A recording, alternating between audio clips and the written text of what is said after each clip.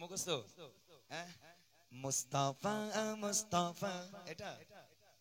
ওদের আরবিক গজল খুব মুখস্থ রিকোয়েস্ট করেছে আমি একটু গাইবো গাওয়ার পর আমি আর লেট করব না বুড়িমাটা শুনিয়ে দেব যেহেতু 11টা বাজতে চলেছে 11:30 মধ্যে শেষ করি বলে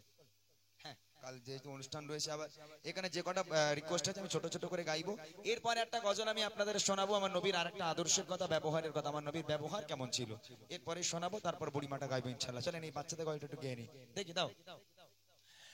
مصطفى مصطفى منبع للصفا سيد الأنبياء مشعل في الوفا كان في يكفيه مصطفى مصطفى منبع للصفا سيد الأنبياء مشعل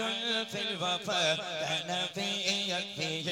لليتامى ضفا مصطفى مصطفى منبع للصفا سيد الأنبياء مشعل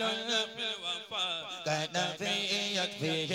لليتامى ضفا حن قبله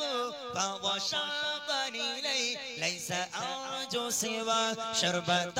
من يدي الصلاة عليه والسلام عليه مصطفى مصطفى منبع للصفا سيد الأنبياء مشعل في الوفا كان في يكفيه اليتامى ضفا مصطفى مصطفى منبع للصفا سيد الأنبياء مشعل في الوفا كان في يكفيه اليتامى ضفا حن قبله فهو شاقني لي ليس أرجو سوى شربة من يدي الصلاة عليه والسلام عليه للسماء ارتقى فأتى بالنقى وغضى وجهه نيرا مشرقا كان من عفه حين حان اللقاء قال فلتذهبوا أنتم تلقى مصطفى مصطفى منبع للصفا سيد الأنبياء مشعل في الوفا كان في يكفيه لليتامى ضفا مصطفى مصطفى منبع للصفا سيد الأنبياء مشعل في الوفا كان في يكفيه لليتامى ضفا للسماء ارتقى فأتى بالنقى وقضى وجهه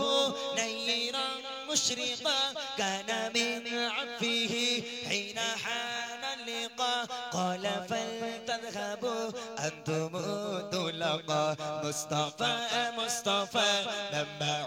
للصفا سيد الأنبياء مشعل في الوفا كان في يكفيه لليتامى ضفا مصطفى مصطفى منبع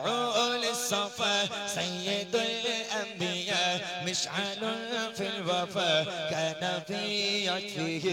لليتامى